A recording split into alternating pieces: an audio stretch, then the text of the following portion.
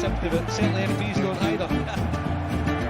Yes, Douglas Ross MP. Oh, that's not one for the collection. Cut it in a style that will be universally popular.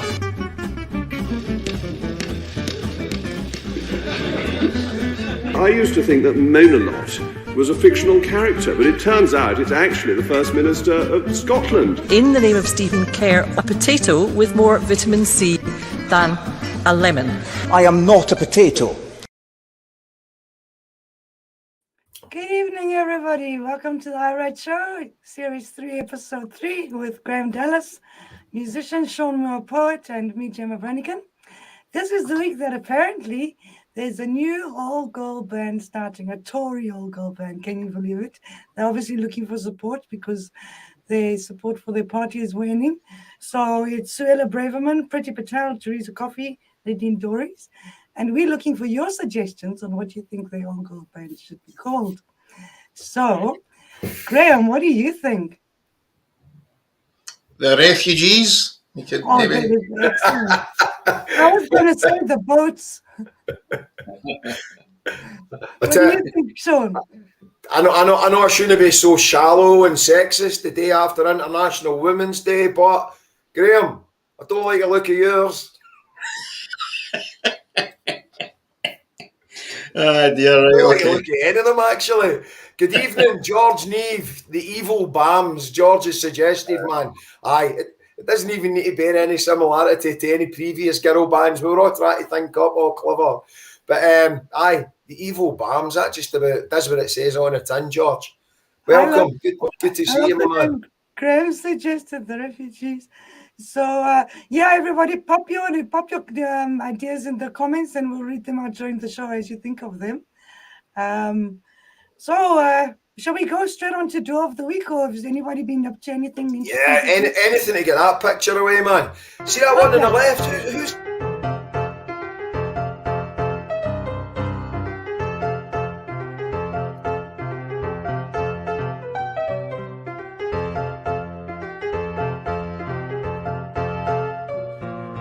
Ladies and gentlemen, it's Door of the Week! Welcome to Door of the Week. So last week we had door number 3. This time it's Graham's turn it's Sean. Sean, it's your turn to choose. So Yeah, let Sean choose. I'm not very good at making decisions. Well, so. I'm actually broadcasting here from a hotel room down in Dumfries and Galloway. I've set up in a hotel room, so I'll tell you about that later. So anyway, it's room number 6. So give me door number 6. Yeah. If we get the executive back up and running here, Northern Ireland is in the unbelievably special position, unique position in the entire world, European continent, in having privileged access, not just to the UK home market, which is enormous, 5th biggest in the world, but also the European Union single market. Nobody else has that. No one. Only you guys, only here. And that is the prize. I can tell you, when I go around the world and talk to businesses, they know that. They're like, that's interesting. If you guys get this sorted, then we want to invest in Northern Ireland, because nowhere else does that exist. That's like the world's most exciting economic zone. Oh my goodness, like, why doesn't it exist? Who took it away? What do you think?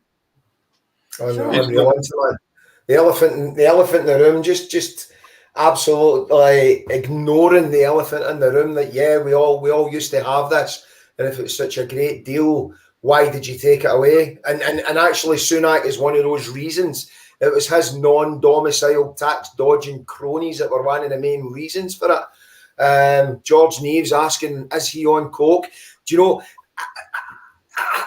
I hated him to start with, but see now every time I hear him, I hear Rick out the young ones. Rick out the young ones. I mean, Rick Mail did that character, and at least he was trying to be obnoxious and hoity-toity and that forced accent, but it seems to become natural with this nutter. But even while he's admitting that they've shot themselves in the foot and took something away, there's still wee lies. The British internal market is the 5th biggest in the world. So there's Brazil, USA, Japan, China, Indonesia, Russia, Germany, France. Britain's got a bigger market than most of these guys. I don't know where he's getting A figures for. Maybe for his wife's tax returns, man. A bit of creative accounting there. I don't know. Isn't it like he talks to everybody like they're children, you know, when he's doing his TV broadcast? It's like we're all little children. And quite right, because we're getting treated. We deserve to be treated like nutters, like kids, because the electorate sure isn't behaving like adults.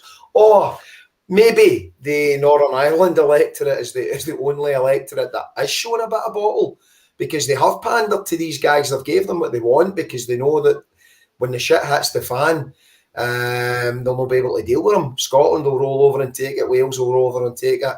The English electorate shoot themselves in the foot, and then, but the Northern Ireland guys, it'll be a tinderbox over there if they don't give them what they want. So yeah, maybe we all need to take a lesson for the Northern Ireland people.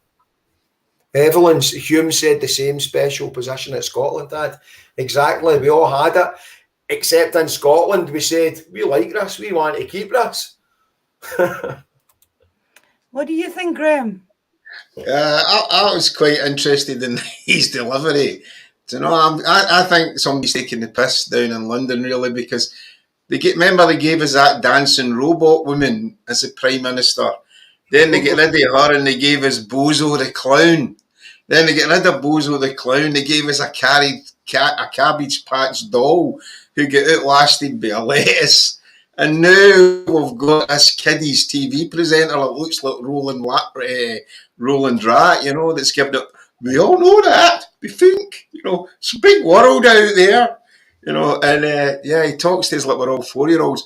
I think there's a wee committee sitting in the background down in London somewhere, just absolutely gutting themselves, you know, thinking, right, how far can we push this? What's going to be after sooner, you know?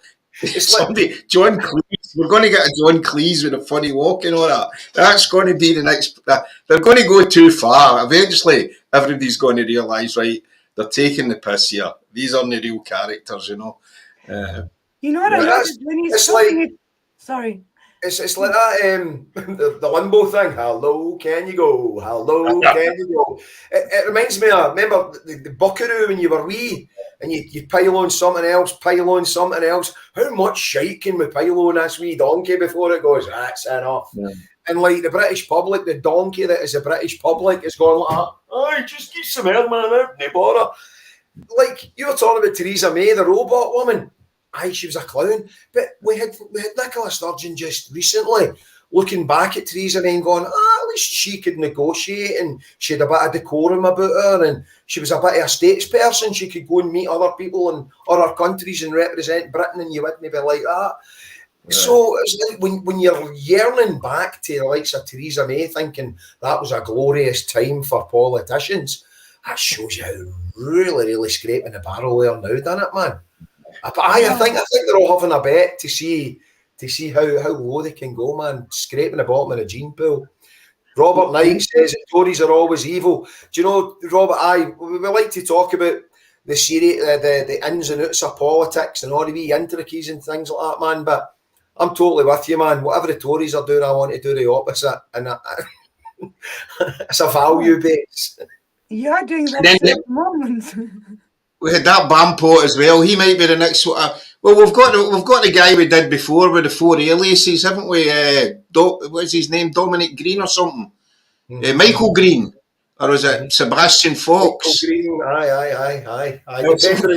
Depending whether it was a pyramid scheme or a county was running. Aye. So maybe we'll get the next time they'll give us 4 prime ministers for the price of one. You know, we'll get a multiple personality prime minister.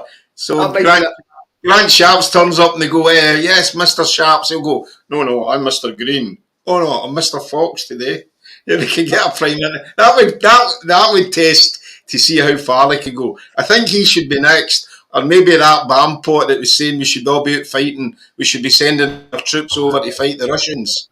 Oh, but they love that. The Germans love that. They love that Churchill spirit, man. We're going to war, Dad's army. Who do you think you are kidding, Mr. Putin?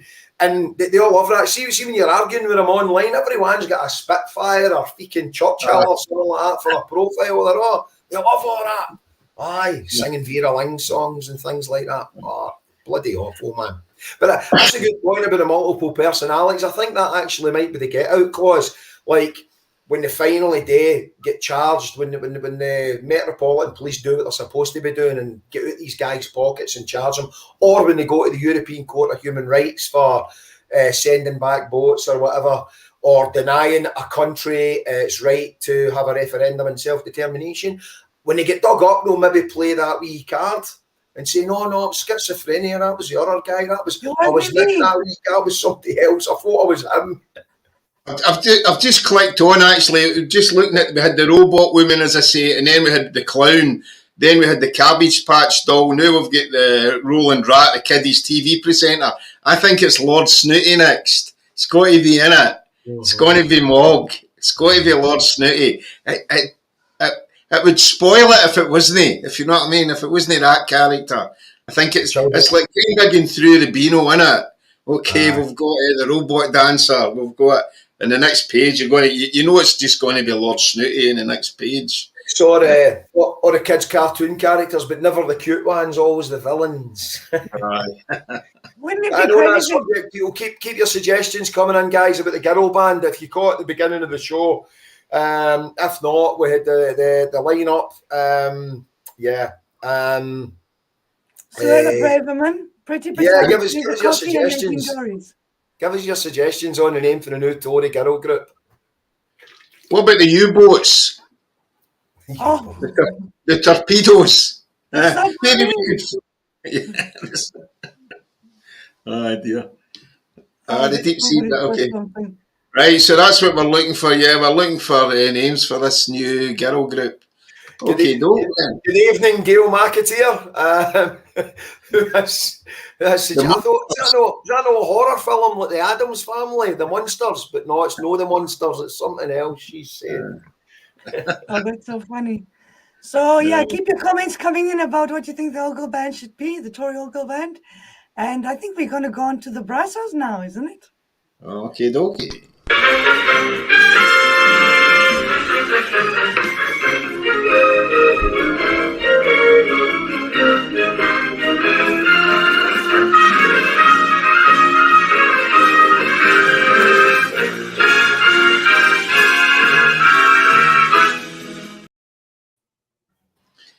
Okay. A nomination for this week, Jem, is...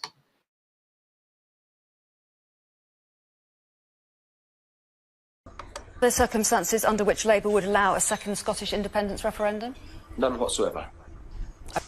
Are there circumstances under which Labour would allow a second Scottish independence referendum? None whatsoever. Oh, that's really democratic, isn't it? Yeah. Do you want me to go first? Yeah, kind of. You know, there's absolutely no circumstances. So if everybody in the country wants independence apart from Ian Murray, you know, we're no getting it. Reminds me of the wee boy when he used to play football. It's my ball, I'm going home for my tea, and the football stops, you know, because somebody's kicked him and he's not happy. So he takes his ball and off he goes, you know. Oh God, we've got some more for our girl group coming up. There we go. I'll put them back up when we're talking about Mr. Murray. Okay. Anyway, carry on about the Brassos. What do you think, Sean? Well, I like Graham's football analogy there about the boy saying it's my ball, I'm taking it home. And that's maybe what the UK government are doing. You know, we made up the rules of this game, so we're not letting you. But Finlay, no Finlay. Get him mixed up. The other. That's no Neil Findlay. Ian Murray, sorry. Ian Murray, but it's no his ball. He wouldn't be the guy that picked the team. Because like traditionally, the guys that would pick the two teams would be the guy whose ball it was and the best fighter. And they would and that was just an unwritten rule. They would get to pick the two teams, and then it would be the next best player, the next best fighter, the next tallest guy, bum. And And then the last pick would be the wee shortest, useless git who would get put in goals or get told to just stand there and be a goalpost. That is Ian Murray. It's not his ball. He's the wee guy that was the last pick, man. Oh, who do you think he is? This is his revenge. He's getting his revenge on all these guys that when they want to play football. Aye. You're the substitute. I live in Edinburgh and I literally seen that guy walking around in the Union Jack suit and I always wondered who it was. Yeah, it might be him. I don't know if he actually was that a one-off or is that a regular No, outfit? there's a guy who looks just like that who always wears a Union Jack suit and it's just so out of place. Well, allegedly, it was the only time it was a one-off that he was seen in publicly with it. But allegedly, in private, there are certain nightclubs and certain specialist clubs in Edinburgh that say that he likes to wear it for a bit of recreation. Oh, was that him? Was that him? Yeah, he wears it at night, in the day and the night. It's ridiculous. Well, it's lovely. Okay. They call him Brick Gimp. You know what? Since I've got down to that level, I was telling you I'm actually in a hotel room now. And so I came in yesterday, brought my stuff in, and then I had this bag with the backlight and the tripod and the green screen and all that. So I've set this up in the bathroom, and the housekeeping came in today. It's like, do you need new towels? And she looked at it and she's like, are you okay? She's like, I think they're filming a porno in there. They're filming a porno in that hotel room. You should have said. You should have said. But then I went down to break. Hey, sorry. You should have said to her, do you want to be in a movie?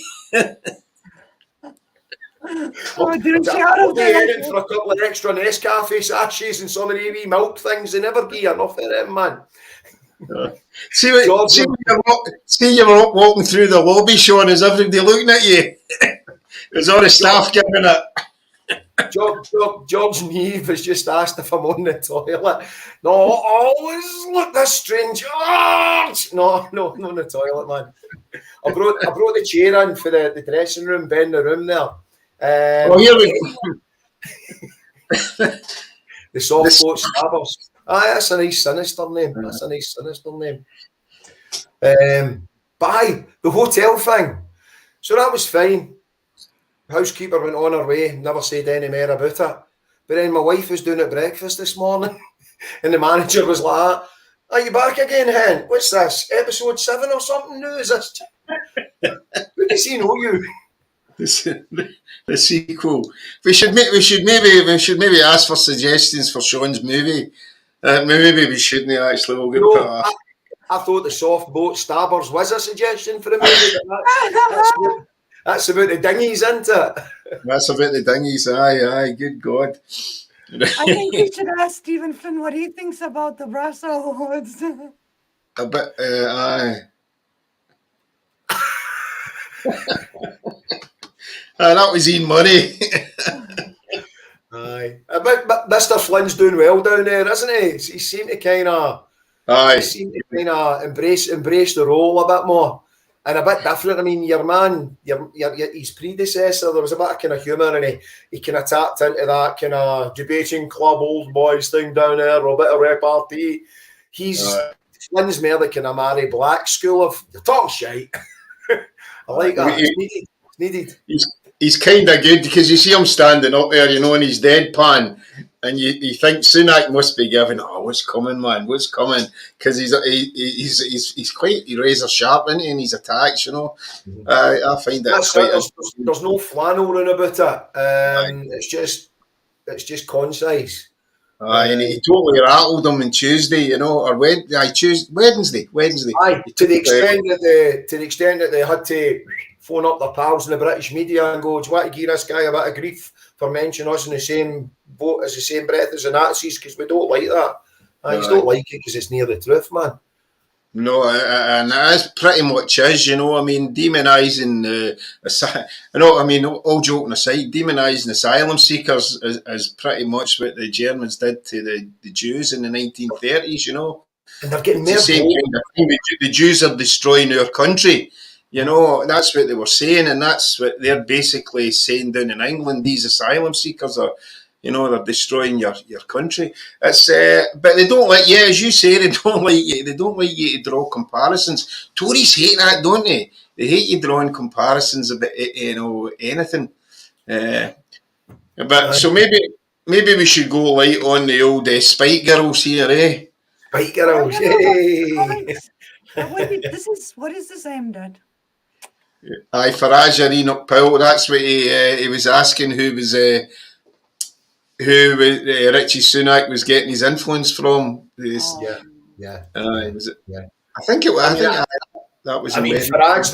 They've went to Farage level and then some. Farage level was just about Brexit time. They adopted the Farage doctrine and got all these Farage. They're like, oh, wait, hold on, all these voters are going for Farage now. We better get them back. So we'll start talking the Farage talk. So that was like 5 years ago, maybe more. Now they're at the Powell level. Next thing I know, Tommy Robinson level. And then we can start talking freaking Austrian house painters after that. But that's how it started, didn't it? That's how it started. Aye, no, it's not good what's happening. There's not good what's happening down there at the moment. And God, hopefully the sooner we can all get our act together up here and we'll get together and start marching again and singing and dancing and you know, let's get the fun back into this movement. You know, it's Edinburgh March on the 1st of April. It's yes too. Yeah. And I think there's an event this weekend. They're doing the lights on the bridge, Stirling Bridge. They're turning the lights on, so that's something that's tomorrow night. Which bridge, Jim? The Stirling Bridge. Oh, yeah. So they're raising money for the Brothers in Arms statue. It's There's quite a good line-up of that. Ted Christopher and a lot of those guys are going along and doing stuff there. Yeah, they're doing a fundraising concert as well. They'll fund it on the internet, but it's to raise money for the Brothers in Arms statue. So, shall we go on to ripping my knitting? Yeah, I'll show you what's ripping my knitting this week.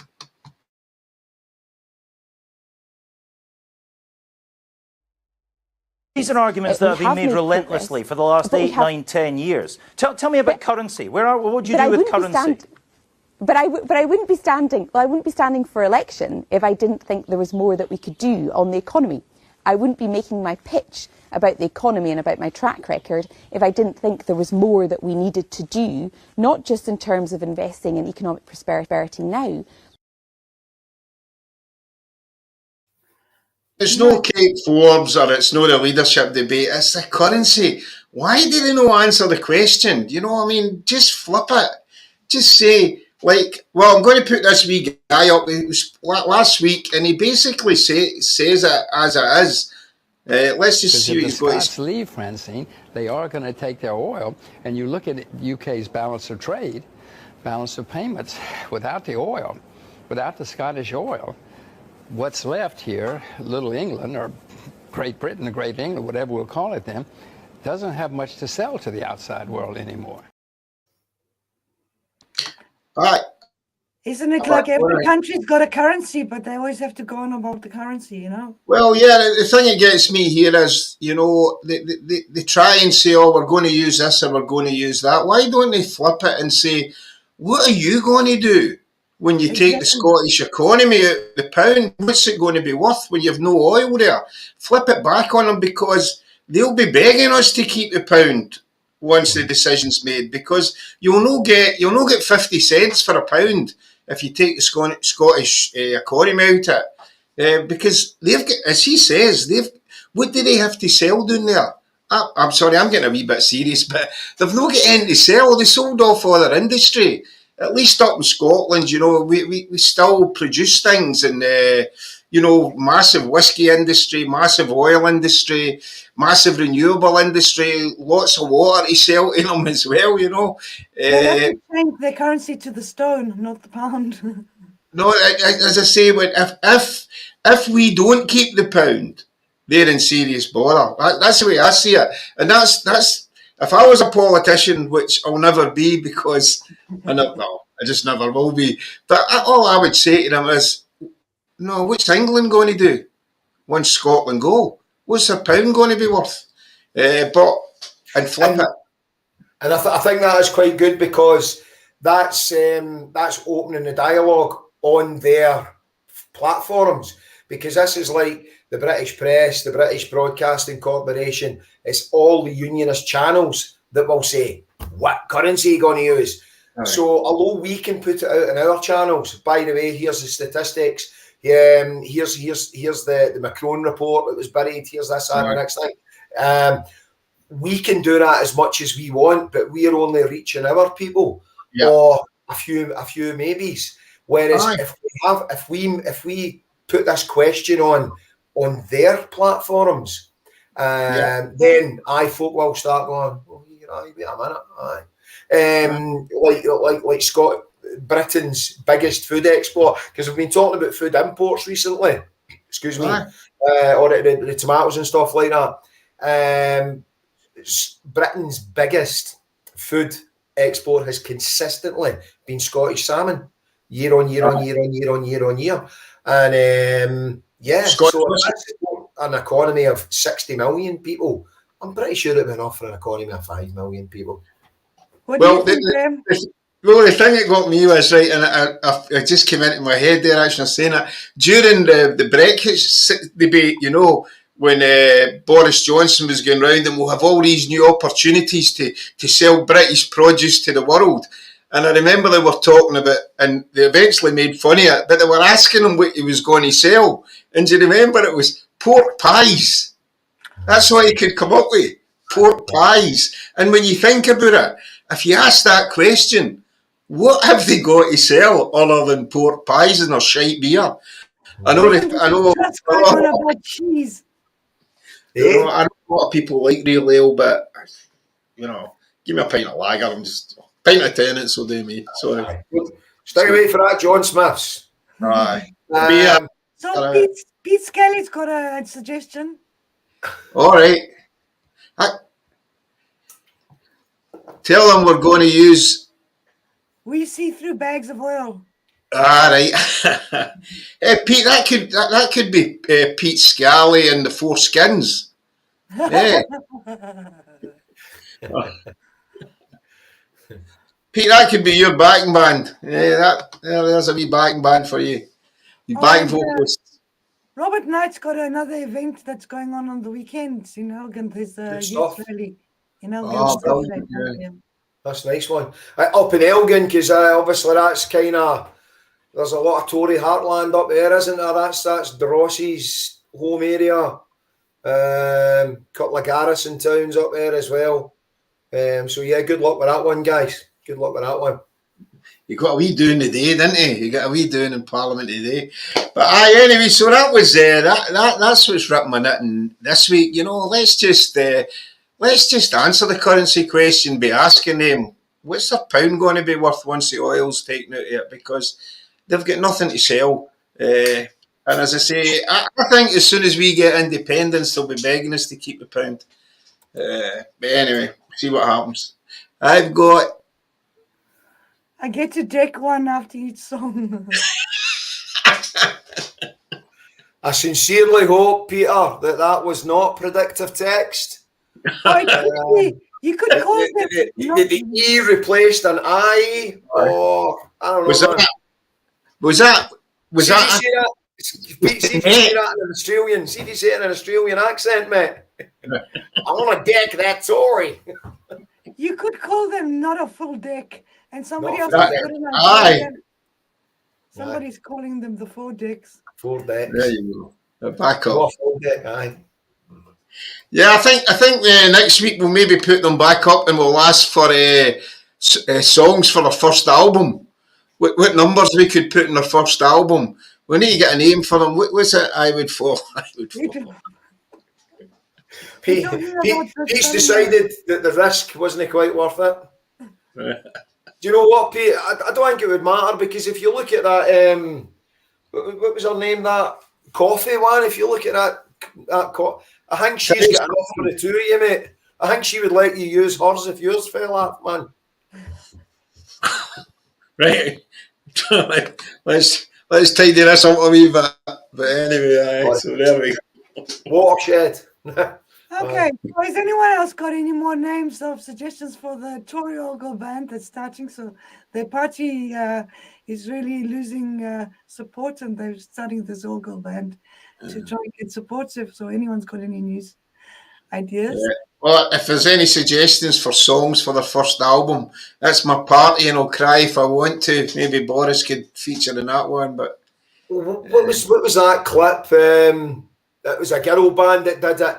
But Douglas Ross, he was getting interviewed by somebody. You could make me beautiful again. Douglas could sing that again with those four guys in the background like that.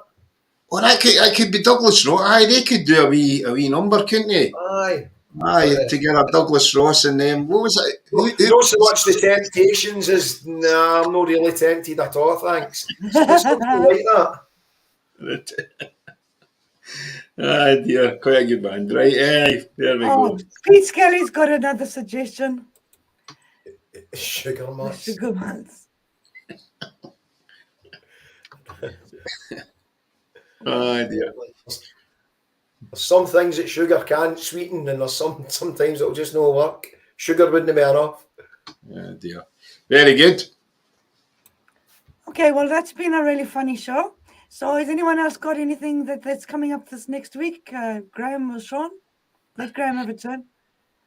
No, I'm going down to visit the family, watch my grandsons play football this weekend down in Glasgow, and have a wee night out on Saturday night with my oldest son Alan, and then and just watch some football. Looking forward to hopefully watching rugby as well. I don't know when is the rugby this weekend. I don't know if I'll be able to fit that in. Such a tight schedule this weekend, you know. But what you up to, Sean, or shouldn't we ask? I shall be closing the door and doing some writing. I've got deadlines and things for stuff to write, so I'm going to get into that, man. Is this you finalising the script for tomorrow's movie shoot? There's a new girl band asked me to write some lyrics for them. So there you go, right. I'm going to give that a try, man. Pete Scally, talking about what they're all doing. Pete Scally's along the East End again. It's the tavern at Tollcross, as opposed to the usual one along in Gallagate, the Drovers. So Pete Scally's got Glasgow East. Check Pete's page on Facebook, or Glasgow East on Facebook, and you'll get the full details of that. For what I remember, there was quite a bit on Pete and some other turns. That looks like a good night, man. Go for that. I think it's next weekend. They're doing cell tires. This what do you call it? Stationary cell tires on by Holyrood. So they're doing an event there. Just people come along and put their cell tires on the side of the. Maybe not locally, maybe not directly indie related, but I read that there's a demo down in Westminster on Sunday, because the new king is doing something, or appearing, or cutting a ribbon, or whatever he does, and there's a big counter protest to kind of knock my. Did you hear the booing? So it's quite nice to see that happening down in England, and amongst all the rampant gammonry that is happening down there, and the big lurch to the right, and by God, it's going to be nauseating the amount of royal stuff we're going to get shoved down our throat the next couple a lot of people were booing. I think it was in Colchester, is that right? In Cardiff, yeah, he was booed in Cardiff, and then he was booed in North England somewhere as well. Everywhere he's going at the moment, he's getting booed and pelted with eggs, and you never get it covered on the media. What outfit was Camilla wearing? I don't know. I think she'll need to start wearing a shield, you know, keep the eggs off them, because it's just getting worse. But I think I will maybe cover that in this show. We'll maybe cover. We'll maybe cover them doing their. Get some footage of his trips about, because the media are not showing anything at all about it. You know, they're just. George has got a point here. He's saying no wonder there's an egg shortage. Aye, and because you've got to admire people's dedication to the cause, because it's when they're going out and spending that amount on eggs, a half dozen eggs, man, that's putting your money where your mouth is, isn't it? You know, I never realized that this booing could be so effective, but watching that one video and everybody was booing, there was no one cheering, and you could see they felt really uncomfortable. And they were like almost at one stage, they sort of pretended to wave to somebody, but it was really effective. And maybe that should be done more often to. Well, the next time he's up my way, I'll definitely be going to that protest anyway, because I'll be down the front trying to catch those frigging eggs. Precious eggs. It says raise hen's teeth, not as raise his. Not as raise eggs. So, if are we tying up the show? Yeah, let's go for it. So we're gonna go out with "Never Bring a Yoon Home to Me" by Pepper Jock. Hope you enjoyed. Everybody have a wonderful weekend. And have a good weekend, folks. See you next week. An easy-going fella, as anyone can see. I have a lovely wife at home and a lovely family. My 17-year-old daughter started hanging round the town and bringing boys back to the house when we are not around. There was Tommy for the football, Andy for the gym. There was Robert for the high school and a lovely lad called Jim. Well, you know that I'm no worry, 'cause she knows the law's laid down, and it's never let me see you hanging round with you. No, I don't care about religion or the colour of their skin. I don't care about their gender, I'm a libertarian. So long as they love you and it's plain for all to see, just make sure and never bring a yoon home to me. It was then she brought him Christian. He seems a lovely guy. He doted on my daughter. She was the apple of his eye. He always smiles politely and he laughs at all my jokes. But with Christian there was something that made me want to go. No, I don't care about religion or the colour of their skin. I don't care about their gender, I'm a libertarian. So long as they love you and it's plain for all to see, just make sure and never bring a yoon home to me. Invited to his parents for a spot of Sunday lunch, so we headed up to Bearsden on the number 60 bus. They toasted us with champagne, something they call ball. I was standing next to Thatcher, she was hanging on the wall. Now call me suspicious, but I don't care about religion or the colour of their skin. I don't care about their gender, I'm a libertarian. So long as they love you and it's plain for all to see, just make sure and never bring a yoon home to me. Now I know I'm not the sharpest tool in the box, but she wears khaki trousers and bright red socks. And I've asked my daughter once or twice, are you sure he's no a yoon? But she just laughs and says, away you go, you daft balloon.